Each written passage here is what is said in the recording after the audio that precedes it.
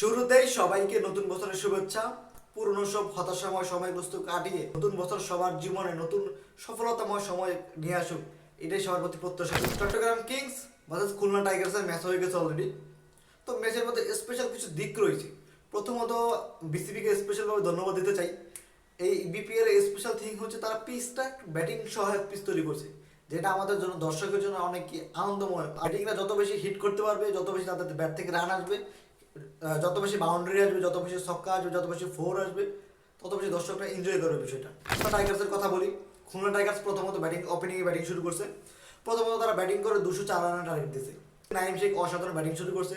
17 বলে তার 26 রানের ইনিংস একদম খুলনাকে প্রথমে একটা ফার্স্ট চান্স ক্রিয়েট করে দিয়েছে বড় ইনিংসের জন্য, বড় ইনিংস ক্রিয়েট করার জন্য। তো এখানে যদি বলি খুলনা টাইগার্সের ব্যাটিং যে লাইন আপ, এটা অসাধারণ ব্যাটিং লাইন আপ ছিল। অঙ্কর আজকে জাস্ট টর্নেডোর ইনিংস খেলছে। 18 বলে 50, 22 বলে 69 রান। চিটাগং কিংস এমন একটা টিম, এই টিম নিয়ে কিন্তু অনেক বেশি প্রত্যাশা ছিল।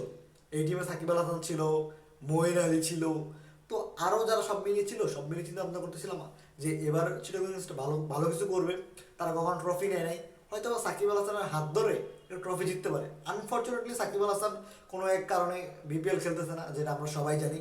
তো বিষয়টা হচ্ছে সাকিব আল হাসান খেলতেছে না, মঈন আলী আসে না, সব মিলিয়ে চিটাগং কিংস একটু পিছিয়ে ছিল। বাট তারা এভাবে বাজে করবে, এটা খুবই খুবই খুবই বাজে।